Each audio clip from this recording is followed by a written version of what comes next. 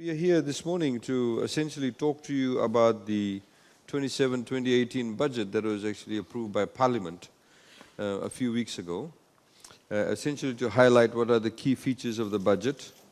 And of course, it has a huge impact on university students in respect of the TELS program, in respect of the Toppers program. And of course, there are many other aspects of the budget that has national implications. Furthermore, what we also wanted to do is to give you a quick snapshot of the economy, so you are fully aware of what is happening, what is the plan, etc., regarding the economy going forward, not just for next year, but also going forward into the next 5 to 10 years. We have for you outside also various flyers that's available outside. What we did in the budget is that, for the budget purposes, we actually printed flyers. So, for example, we have over here the Ministry of Education, what are the key areas where money has been spent, and for example, the other areas, for example, the Tertiary Education Loan Scheme, what's available in that, how it has impacted upon you in terms of your allowances. What we like to do is actually very quickly go through these, and then we can have a question-answer session. You can ask any questions on anything, any subject, any matter, not necessarily relevant even to the budget, but anything you want to know about, and we can take those questions. So as far as the economic update, let's quickly go through that so we get more time.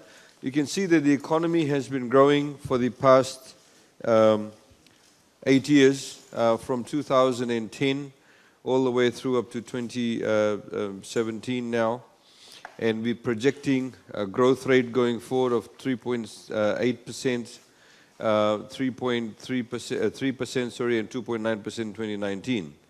It's very important to note that when the economy grows, it also means that there's a demand for goods and services. When there's demand for goods and services, it means that there is a demand for, or there's a creation for jobs. It also means there's a demand for different skill sets that is not available in the economy. So, for example, at the moment in the construction sector, there's a huge shortage of people to work in the construction sector. We're actually bringing in people from Bangladesh, Indonesia, to actually work in providing some of the trade skills that is not available in Fiji. There's a shortage of that. Good tile layers. People can do proper finishing in various buildings, in commercial buildings. There's a shortage of that. There's a shortage of engineers in Fiji. So this is why you'll see in the TELS program, we have now allowed that traditionally under the TELS program, in order for you to get TELS or a scholarship, you should have done year 13, and only then you can get TELS. But now we've changed the rules, so going forward from next year, there are certain engineering courses available at FNU where you don't actually have to do year 12. You don't have to do year 13, sorry. You only can do year 12 and get into those engineering courses. So we've now allowed for those courses, people can be eligible for TELS if they do year 12 and go straight into these engineering courses, because there's a demand for that. So we've opened it up from that perspective. So you see, budget is also about, it's not just about figures itself, but it's also about your direction for the economy, where do you want it to go, how you can actually unlock various junctures within the economy, or junctions within the economy to make it grow even further. What is really important, though, is that in order for this economic growth to continue, we need to continue to ensure that we have the right people in the right positions. And that's very, very important. Similarly, we talk about open merit recruitment system. We need to appoint people on merit. You cannot be appointed just because you come from a particular province or you belong to a particular ethnicity or particular religion, whatever the case may be. The right person must be appointed for the right job. That way it creates a lot of confidence. You as graduates going out, those of you who want to look for jobs, you want to know that if you're going to apply for a job, that you'll get assessed on your capability. Not just because you have, an earring or long hair, or you come from Latoka, or whatever the case may be. You must be assessed on your capability. What are the areas that contribute to the economic growth? You can see that agriculture contributes about 0.34%. Fisheries and forests is very low, so obviously it means there's a lot of potential in this area that we are not utilizing. So that's a focus on that. In the manufacturing is quite significant, 0.61%. Construction, as I said earlier on, is 0.44%. Electricity, water, mining, 0.02%. The services sector, we believe, is an enormous potential, in particular given the young population of Fiji. 69.4% of the entire Fijian population is below the age of 40.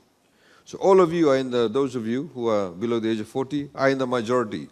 People like me are in the minority. All men here, not you, are all in the minority. All of you are in the majority.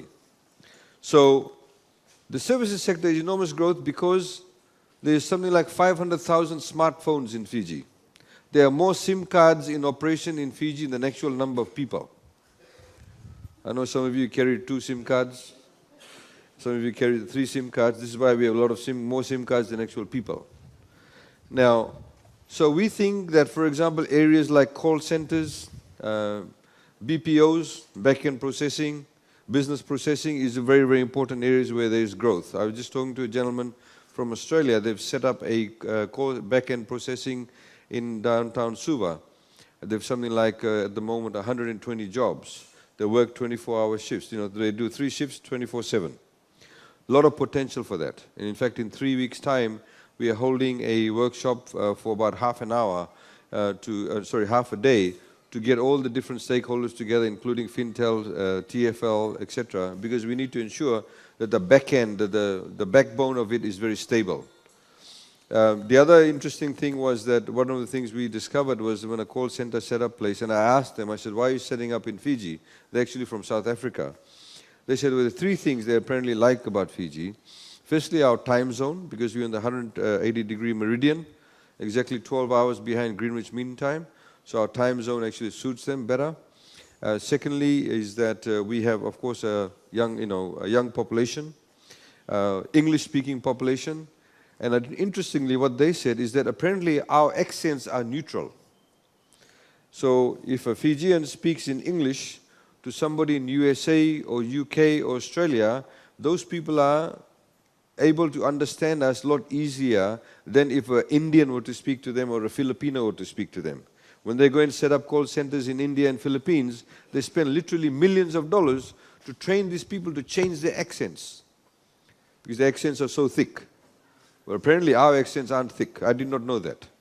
So they find that attractive about us. So that's a good thing. So we need to capitalize on that. And the third thing, of course, was the fact that our systems, our infrastructure is getting to be quite good. So we think the financial services sector and the ITC sector is enormous potential for that. As you can see, transport, wholesale, retail, accommodation, education, etc., is improving also. Inflation. This is very important. Inflation is how cost of things go up and down. We have had the targets in 2014. You can see inflation did not rise above 2% until we had the cyclone. Cyclone always causes things to go up in cost. So as you know, those of you immediately after Cyclone Winston, a small bunch of bananas was costing $20 in Fiji, in Suva at least. Yangona till today is $120 a kilogram in some places, but some people still drink it at the same rate. We had bundle of beans at one stage after Cyclone Winston was costing $5 a bundle. Now it's gone down. In fact, you can buy it for about $1 a bundle in places like Nandrongai and places in Singatoka and all of those places. You can see inflation is coming down. It's coming down now it's come down to 2%. And we expect that to stabilize. Of course, things like inflation gets also affected by external determinants, like the price of fuel, which we don't have any control whatsoever over. The world price of fuel goes up, obviously there's a huge impact.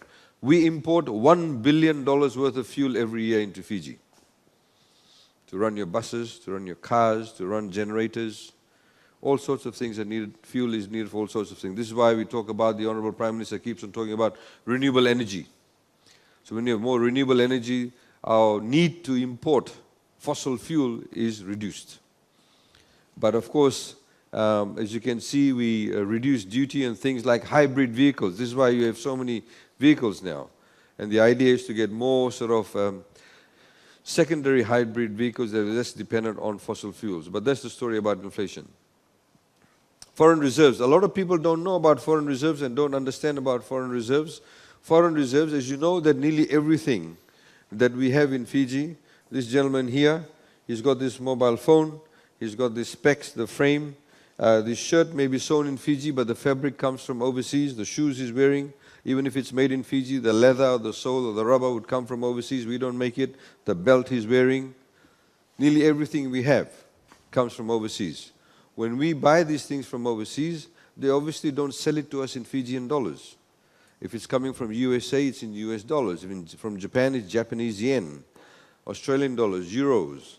So these are the types of things that actually helps us to ensure, or we have to ensure, that we have enough foreign reserves to be able to do the trade. International benchmark says, which is the benchmark here, says that you should have comfortably at least 4 months worth of foreign reserves, then you know that you're in a good space to be able to trade. That's the international benchmark we normally use. Now, Fiji, you can see, in 2005, had only 2.3 months of imports, foreign reserve worth of imports. Only $549 million. Today, we have $2.3 billion of foreign reserves. We have 5.8 months worth of foreign reserves. So you can see significantly the foreign reserves in nominal terms has increased. In other words, the figure-wise, it has increased quite significantly, but also in respect of the number of months we can do trade. So you see, the reason why this is important is because the economy is growing, there's been more demand for goods and services. Even if this building, if you look at this building, these lights, they're not made in Fiji. The wires, the fans, the louvers, the glass, they may be molded in Fiji, but the raw materials comes from offshore.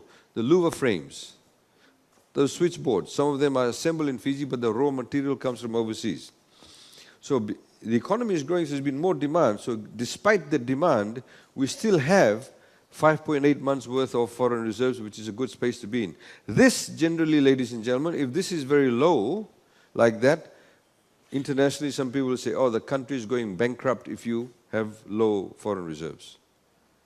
So you see, there's a couple of Pacific Island countries at the moment. Very difficult to take out money from there because the foreign reserves are so low, extremely low. We've had people from Fiji, traders, who supply, who have businesses in, say, like Papua New Guinea, where they sell rice and flour. They've actually stopped trading business. They now don't give them credit terms. They said, you give us the money first, send the money to us first from Papua New Guinea, then only we'll send you the money, send you the goods, sorry. So this is how precarious it can be, and it gives you a very negative light. So when we go out, for example, as a government, when we go out to borrow in the market, if your foreign reserves are higher, you're able to negotiate better pricing for your interest rates because they know you're stable, so they're able to give you better interest rates. Fiscal deficit, as you can see that we are a developing country. Fiji has never had surplus budgets except 3 times in our history since independence. So the deficit means that this is 0 here. So anything below that is a deficit. There's a slight increase there in 2008, 0.5%. We have a policy of trying to reduce our deficit. Of course, when you have things like cyclones, it actually affects you. So you have to spend more.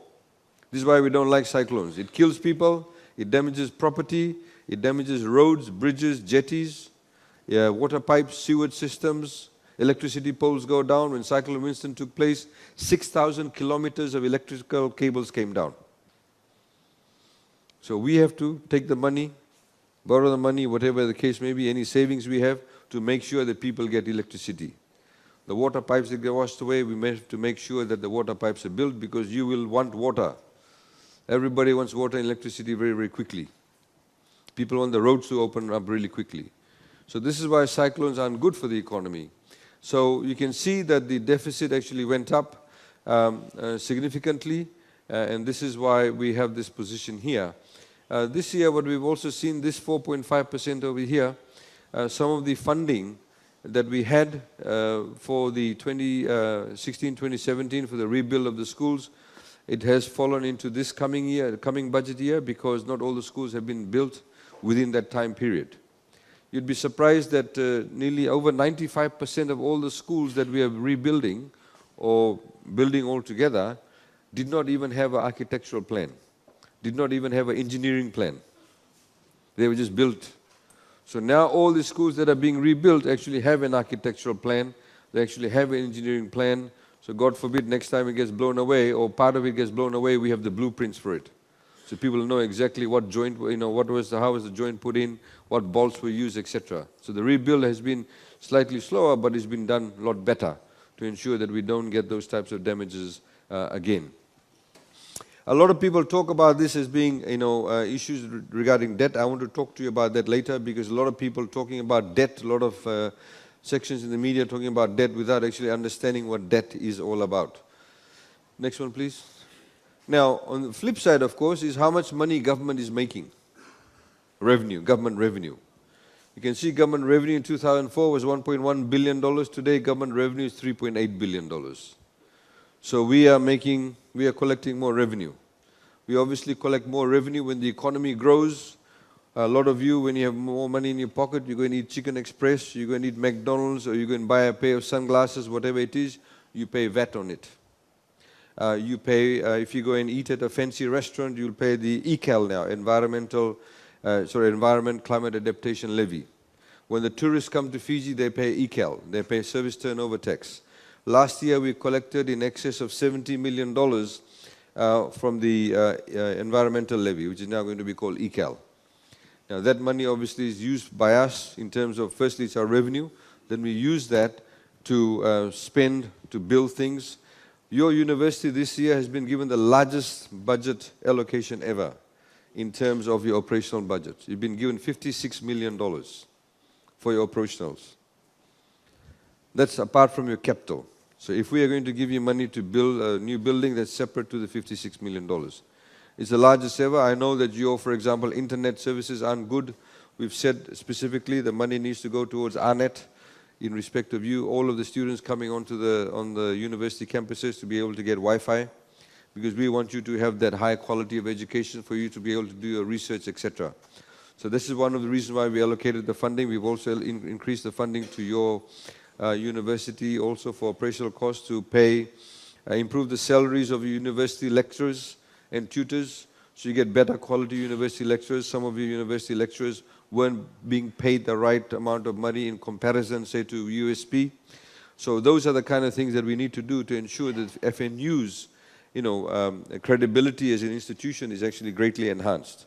So more people want to come to it, you get better quality teachers, better quality lecturers, and better facilities. And that's where the revenue goes towards. Government total expenditure, these are some of the key areas. What we did, we lumped here infrastructure, development, health, education, access to justice and social protection. We put it together, lumped it together. Please ask me, feel free to ask me any questions at the end of this, or if you want to stop me now and ask me any questions. If you put all infrastructure development, health, education, access to justice, social protection together, in 2004, $1.3 billion was spent. Today we're spending $4.3 billion. What is infrastructure development? That, of course, is roads, water, electricity, access to electricity. About 7, 8 years ago, some of the people who today have water were drinking out of creeks. They're drinking out of wells in which tadpoles lived. We still have some people drinking out of creeks. We need to ensure that we get reticulated water systems, the Water Authority Fiji to them, or standalone reticulated systems. A lot of people don't have electricity. We're spending over $30 million this year alone just in connecting people to electricity. It is very, very important because there are many productive areas of Fiji that needs electricity. Everybody needs electricity. It's a basic right. But the example that I gave is, the person who, when you drive along the highway, who's selling fish by the roadside, when they go and catch fish in the morning or the night before, and they sell the fish on the side of the road, if all the fish is not sold at the end of the day, what do?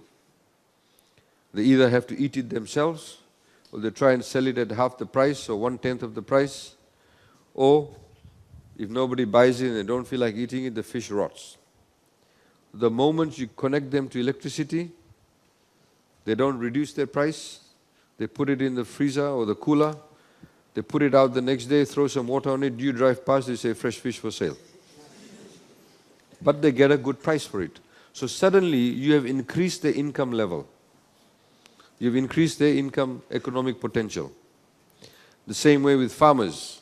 A lot of farmers, when they grow vegetables, they don't have access to electricity. The middleman comes along and buys one entire sack of beans or cabbage for just $2 or $5. Then they come and sell it to you in the market for $2 a bundle. That's the margins that people are looking at. So the moment you get people connected to electricity, you're suddenly empowering them. So it's very, very important to do that. And that's why we're spending a lot of the money in roads also. The other thing, I mean, you see a lot of people talking about roads. Traditionally in Fiji, say assuming that this was the road, when they used to build roads, they put the water pipes underneath the road. It's a standard procedure they had. So when the water pipes leak, we don't know the water pipe is leaking. The road is going soft, people say, oh, there's too many potholes in this road. Eventually then somebody tweaks to the fact that there is a leakage. So you dig up the road to fix up the pipe. You fix up the pipe, but the road is left like that. So now if you see a lot of the changes that we are making is that the water pipes actually are being put to the side of the road. You can't do it everywhere because unfortunately the way the planning was done many decades ago, houses are built there, you cannot have access to that. But many of the infrastructure at the moment, like in Suva, you'll see a lot of digging going around. Many of the water pipes in Suva were put in place 50 years ago, 60 years ago. Many pipes before used to have asbestos in it.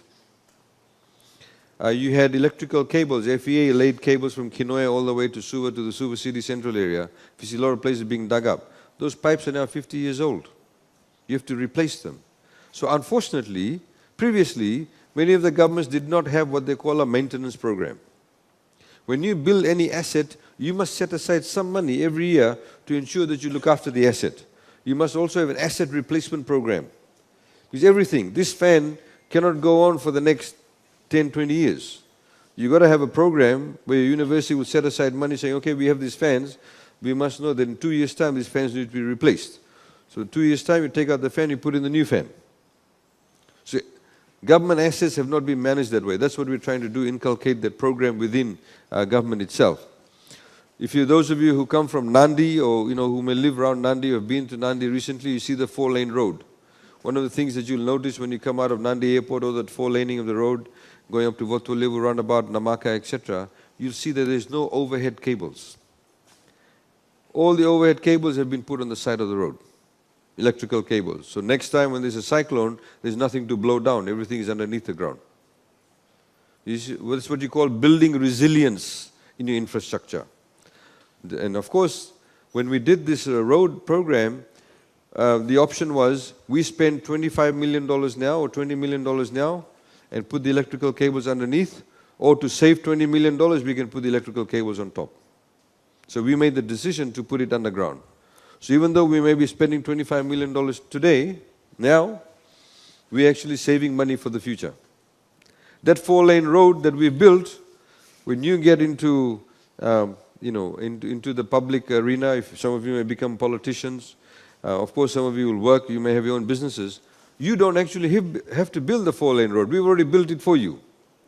So by building infrastructure today at a lower cost than the next few decades or next few years, we're actually doing the future generations a favor by building it now and incurring the debt now.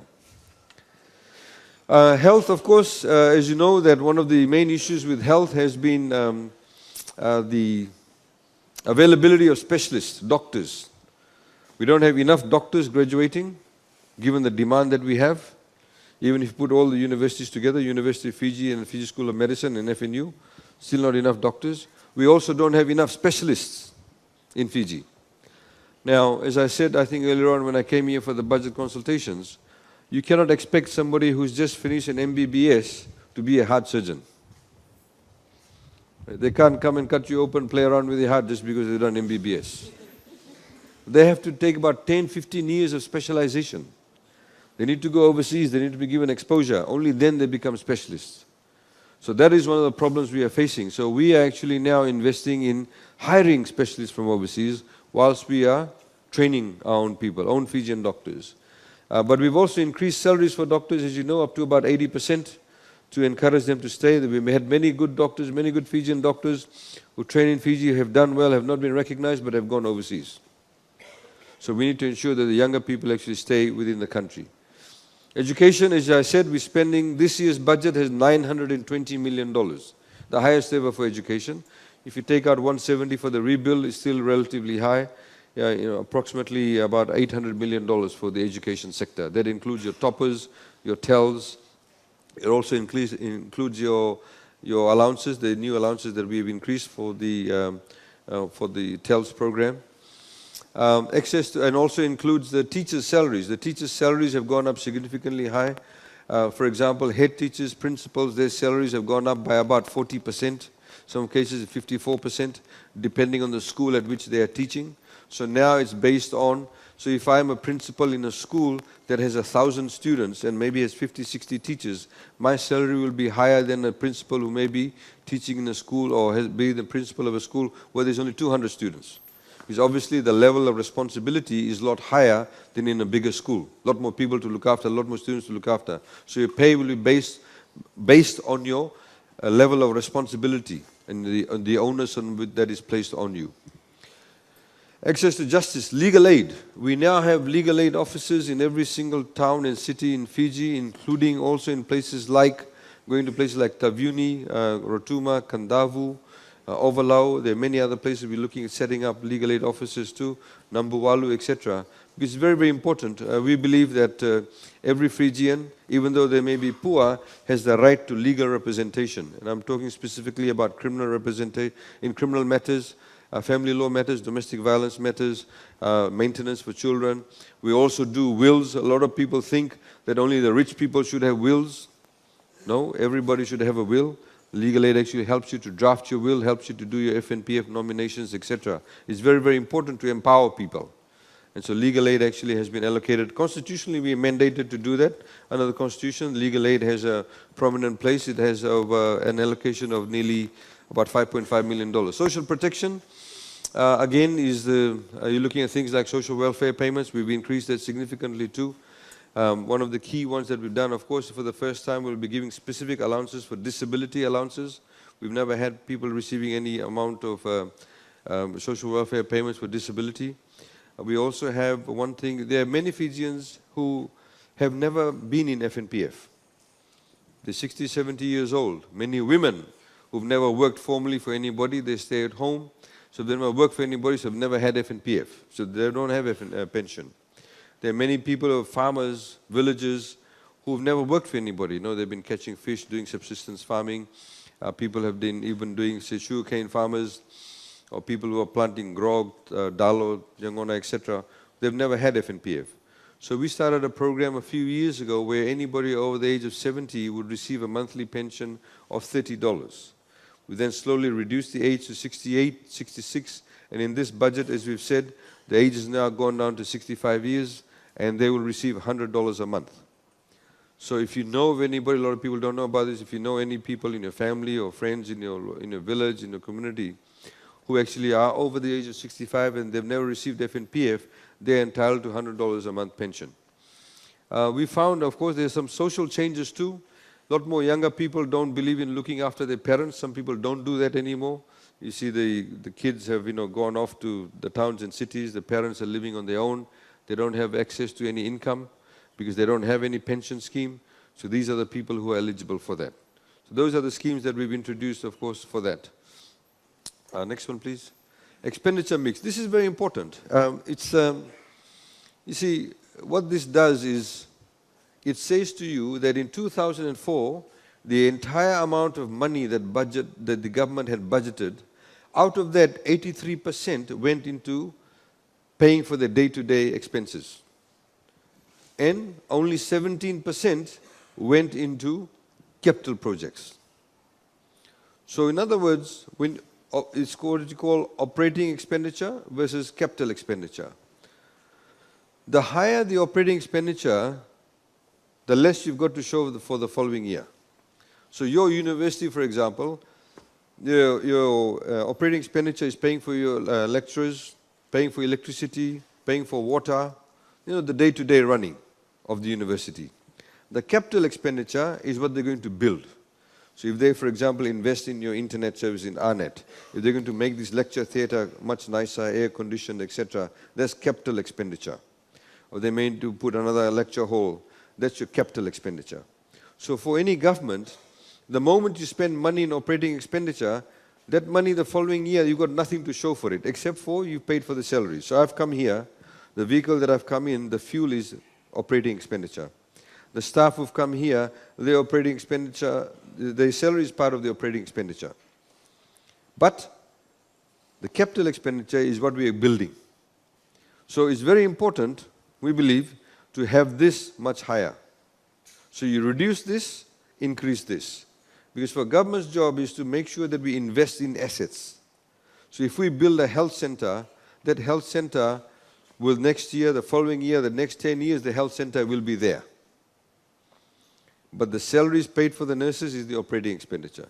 I hope you understand what I mean. So the higher the capital expenditure, the better it is for the country.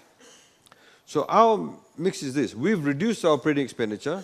So we're being a bit, kanjus, mamangi, about the way we spend money, but we of course increased our revenue.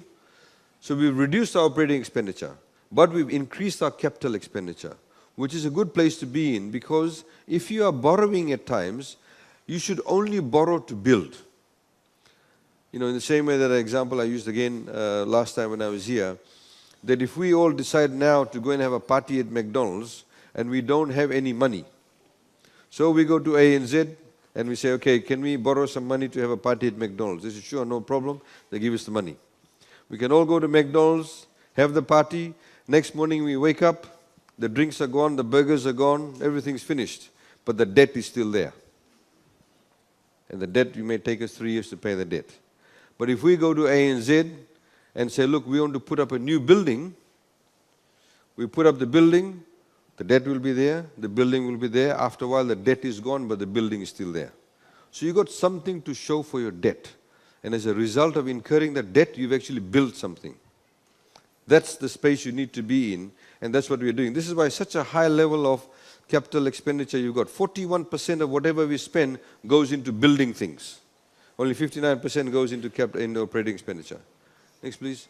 Funding for education, I don't need to say much more than this. Comparison, 270 million, now $930 million. And of course, you have tertiary education topper scheme. The funding is increased from 15 million to $196 million. So for toppers and TELS, we've increased it to $80.6 million. We received a lot of submissions from the students. We've also reviewed things, and this is why we've increased it. We've had very strong submissions, for example, from FNU students FNU students from Lautoka. When we went to the campus, the teachers who were training to be teachers. And for example, they said all their living expenses all went to the FNU, and they wanted that split. Because sometimes those people who stay at the accommodation, they don't want to eat there. They want to go and eat out. Or maybe they want to just eat bananas and tin tuna or something for that night. And they can save that money. So we've given them the option now. So now only if you're staying on campus, only accommodation is paid, the component. The rest of the money comes to you directly. So you can do whatever you like with it. So those are the kind of fine-tuning we've done. And also we've increased allowances, more flexibility under TELS. We've increased TELS, so you actually get paid also during your semester breaks. Because we know that some of you who may come and be, say to Suva, maybe renting places, you of course, during the semester breaks, you still have to rent. So you need the money for that. So this is why we're now paying you over the semester break too. And the other thing that we've done also, and please don't do this, but if you do fail, under the TELS program, you weren't allowed previously to get TELS again if you repeated the subject. Now we actually allow you TELS if you want to repeat the subject, but only once. Don't keep on failing it more than once. So, sometimes people may fail a subject for whatever reason. Maybe some family issue, or they missed the subject, that year or that semester. So we now allow you to actually access TELS again to repeat the subject. The other thing that we've also found, that we've given flexibility, say you may start off by doing, say, accounting and IT. And you then decide, well, look, I don't want to do this, I want to do accounting and HR.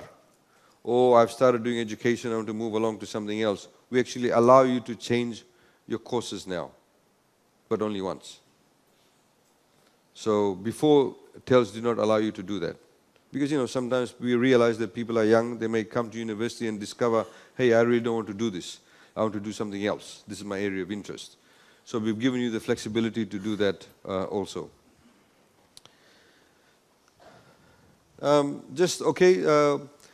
This is how much money we give to the universities. USP gets $30.7 million. University of Fiji gets $3.4 million. FNU has got $56.1 million this year. Quite large. Increased by 11 million. As we've said here, increase in FNU's operating to provide for lecturers. Salaries provide for broader, high-capacity internet through the ARNet and improve the teaching facilities. So your general well-being, we want you to have greater access to better facilities. We've also given you a capital grant. FNU, they're setting up a Lambasa campus, $6 million. FNU Pacifica Dental Clinic, $1.8 million. FNU Nasinu campus, $500,000. Fiji Maritime Academy, $2.5. Vet labs, hospitals, livestock shed, $3 million. Total budget, FNU, the overall for higher education, $106.5 million. That's what you have received. Okay, this is what I've just said. Increase in semester allowance. Do you want me to read it out or you can see it for yourself? So, semester student will now receive an annual allowance of $6,000 instead of $4,300. That's what you used to get before. Now you're entitled to $6,600. Trimester student will receive an allowance of $7,000 instead of $5,700. TELS students will also receive an allowance of $1,000 a year for incidentals. So if you want that, you can apply for that also. You can get an additional $1,000. Increased allowance for students studying overseas does not really apply to you, but we've actually put that down there. And now, students now have the option to receive the meal allowance, as I mentioned earlier on. Your meal allowance can be given to you separately. No longer require guarantors. You know, before with the system of guarantors, we no longer require guarantors because we know some people come from low-income families, so it's a bit of a problem. Students can now change the program, major or minor, under TELS, but once only. Students can repeat the unit, as I mentioned. Students can upgrade qualifications. So if you, for example, are doing a diploma at the moment, or even if you're doing a certificate, if you're doing certificate or diploma under TELS, you want to go on to do bachelor's, you can continue to get TELS until you get a bachelor's degree. So we're giving people that option. So TELS eligibility, again, as I mentioned, past year 12, certain engineering courses at FNU is allowed also. Now, this is something new we've received. So once you graduate, assuming you come from a low-income family where your family earns less than $30,000 a year, we give you a $300 startup for degree graduates. You know, you may want to go and apply for a job, you do not have a suit. You need the $300 to buy a suit. There's some people who may actually graduates from Lambasa, and they've gone home, they want to come for a job interview to Suva. So you're eligible for $300. We are giving you that responsibility. I mean, some people may go and draw the $300 and have one big beer party. I mean, that's your, hopefully you won't do that. But the idea is to give that to you, give you a certain sense of responsibility so you can use that money for, you may want to buy certain tools, whatever it may be, for your career once you graduate. Now, again, the Topper Scholarship, these funds have actually been, 630 students still continue to get Topper Scholarship, but the fund has been increased because you've got more and more people coming through. School building, again, I said we've spent $170 million for that. Have you got the YES program on here? No. We've started another program called YES, which stands for Youth Entrepreneurship Scheme, from next year. Well, applicable from 1st of August of this year, meaning next financial year. And that is, once you graduate, you may have a good idea, a group of you may have a good idea. And what we continue to say, don't all of you think that you just have to become job seekers. You can also become job creators. So you may have a good business idea. And if you have a good business idea, you can make an application. And there's a panel of people we've got. It's headed by the CEO of ANZ. If it's a good idea, we can give you a grant up to $20,000 to start up your business. I don't know how many of you know, but you know the M-Pesa program was written by a young man from Vanuatu. Last Saturday, or Saturday before last, sorry, I was in a room full of university students from your university, from USP, and also from University of Fiji. They brought in some IT people to look at how to write new applications, new apps for different areas. So we want to encourage that. So you should not think of yourself as somebody that once you graduate, you simply have to go and work for somebody. There may be an opportunity for you, a couple of you, to get together to start up a business. If you do believe you have a good idea, under the YES program, we can give you up to $20,000 grant to start up your own business. Next slide, please. Again, as I mentioned, funding for roads, bridges, and jetties. 2004, when we had the good old PWD and all of those, they spent only $55 million. Today, we are spending $528 million on roads, bridges, jetties. Many rural areas today actually did not have roads. Today, they have roads.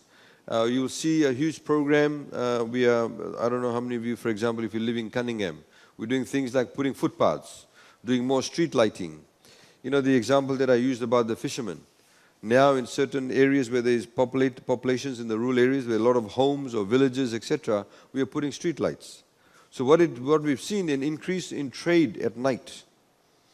So people are putting their stalls under the street lights at night. So you're driving along, you feel safe, it's lit, I can stop and buy vegetables and fish. I'm not restricted by the daylight hours. So these are the kind of things that's actually happening and helping people to stay more in the rural areas also. Similarly, with water and energy, you can see the change in the funding. We also, as part of this, as you know, family or households that earn less than $30,000 a year, you are eligible for free water up to 90,250 liters of water a year. So if you have households, they have not applied for it. If they apply for it, they're actually eligible for that. Also, in this year's budget, we've also announced that we're continuing with our electricity subsidy, but it's in fact increased substantially, in the sense that now if you have a household of earning less than $30,000 a year, if you use, no, I should say it the other way, up to 100 kilowatts of electricity that you use will be subsidized by government. Previously, if you only use 95 kilowatts or less, then we would only subsidize. Now, say if you're a household of earning less than $30,000 and you use 150 kilowatts of energy, you can get subsidy up to 100 kilowatts. Now, what is the unit cost of electricity for a household? It's 34 cents a unit. So we subsidize 17 cents. So this is how we're trying to help people at the low income end to be able to get access to electricity and not feel the brunt. So even people who pay by the meter, where you pay, you go and clock in, you still also get the subsidy for that. Health, again, like I said, we got free medicine, higher doctor's salary is gone up to $388 million. Our health sector requires a lot of also changes too. For example, the old mindset was that to run a hospital, you should be a doctor. A doctor may be very good in doing surgeries, but may not be a good administrator. You need separate administrators to run a hospital. So these are the kind of changes that we're bringing about to ensure that you have specific demarcation of responsibilities and specialization. This is what I mentioned. You see, the total revenue, if you can see over here, like I mentioned, is slightly over $1 billion in 2004. Today is up to about over $2 billion. Now, and that's your operating expenditure. That's your operating revenue, operating expenditure, and this is your operating savings. So you can see the green line is the savings. So you can see we have huge savings here. Now, when we have large savings, that means we have to borrow less. So the amount of revenue we get and the day-to-day expenses we pay, after paying for that from the revenue, we still have this much savings. So then we use that savings to do construction work or capital works. Of course, we need a bit more money, then we borrow a bit more to do the construction works. I hope you understand that. If you want questions, please ask me later on. So borrowing, sorry, just going back. Borrowing only to finance capital projects. So then we have to borrow less. Next, please. Okay, this is the government debt I was talking about. So the main line is this line for you to watch. That's what you call the debt to GDP ratio.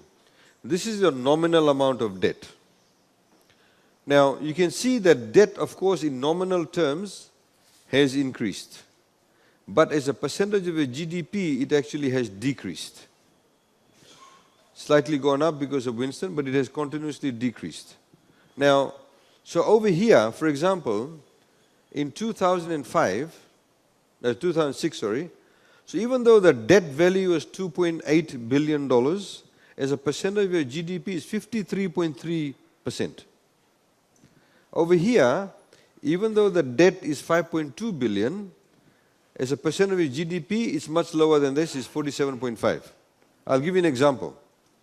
Assuming that our total GDP, say, is $100, right? Our total, say, put in simple terms, say your income level is $100. You go out and borrow $20. So you would say your debt to GDP ratio is 20%, right? $20 of 100 is 20%. Then assuming your income goes up to $500, your GDP goes up to $500, but you then go and borrow $50. So even though $50 is 2.5 times more than $20, as a percent of your GDP, it's only 10%. Do you get my drift? Do you understand what I'm saying? In the sense that just because your GDP has grown, your ability to borrow more has increased, but your overall exposure, debt exposure, vis-a-vis your GDP, has actually decreased. So this is why we're saying there's a lot more space, because over here, whilst nominally it's increased, it has reduced as a percentage of your GDP. You can ask me questions on that later, but I hope you understand that. Now let's compare it to other countries. Right? Japan, the debt to GDP ratio is 239.2%. Nobody's saying he's got a bad debt problem. Right? Nobody in Fiji says he's got a debt problem. 239.2%. Nominal terms, I don't know if we have the nominal terms, something like trillion, a few $1 trillion. Sorry? Sorry? 68. $60 trillion debt. Right? But nobody sees Japan as a failed state. USA, 107.4% debt to GDP ratio. Maldives, 81.5. These are comparable countries. Seychelles, 68.6. These are small island states. Nauru, 65%. Mauritius, 62.7%. Mauritius is very interesting. I went to Mauritius earlier this year, only for about a day and a half or 2 days. Mauritius is very interesting. They're very similar to Fiji. Sugarcane was the backbone of the economy for a number of years, but they have large-scale sugar plantations there. All the sugarcane plantations in Mauritius is actually owned by 5 companies now. You don't have any more small farmer holdings. But they made a strategic decision a few years ago, somewhat similar to what we are doing now. They decided to invest very heavily in the infrastructure because they are very close to Africa. So they decided, because Africa was seen as a bit unstable, they decided to be the stable country in that region. So they said to international companies, come to Mauritius, we'll give you all the infrastructure. We've got 4-lane roads. They set up an ITC park. They set up 3-4 new hospitals, partnering with mainly Indian companies as hospitals. So all the international companies now use Mauritius as their base to provide services to Africa. A lot of rich Africans now come to Mauritius for a holiday. They buy their properties in Mauritius. A lot of the ITC services to Africa is now provided through Mauritius. So you see, they invested quite a lot. So their debt actually went up significantly. Their debt is about $6 billion US dollars. Our debt is $2 billion US dollars. But Mauritius is doing economically really well. So even though they've got debt level is high as a percentage compared to us, and even in terms of nominal terms, it's $6 billion, ours is $2 billion. Economically, they're doing very well. They're very, very powerful economically. So it goes to the point. If you incur debt, you must incur debt for the right reasons. If we, for example, incur debt only for us to have, bigger vehicles or give, unreasonable salary rises or have fancy offices, then obviously that's debt spent in the wrong way. But if you're incurring debt to actually build things and to position yourself a lot more strategically for the future, then that debt is spent correctly. Sorry, just going back. So you can see Samoa, Fiji is there. So Australia is 41.1, but Australia's nominal debt amount is a lot higher than ours. They a few billion, I don't know, do you have the figures there for Australia? But it would be a few $1 billion, a lot higher than us. Same thing with all these other countries. And you can see all the other countries, the comparison that we have for them. The other day somebody talked in Parliament, they said, oh, we should be like Canada. Canada is a great country. I said, yeah, but if you talk about debt, Canada's debt to GDP ratio is 92%. The total debt exposure is $1.2 trillion. But we don't say it's got a problem. We see it as stable because it's been managed well. So you have to contextualize when you talk about debt. Next one, please. So this is some of the major things that we've increased. So income tax threshold is increased from $16,000 to $30,000. So in other words, nobody in Fiji will now pay any taxes until they earn more than $30,000. This is a huge windfall.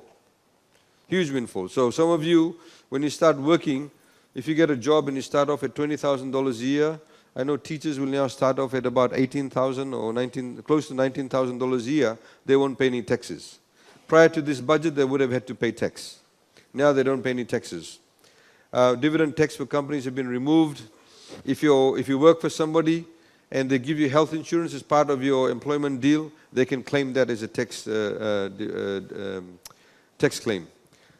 Environment and Climate Adaptation Levy, ECAL, we've done the rewording of that. Various duty reductions for buses, taxis, inter-island vessels, new vehicle parts, building construction materials. What else? Got anything else? Now, this is very important. You can get all the details of the budget. Please go to this website, www.economy.gov.fj. You'll find the budget estimates. The budget estimates are these.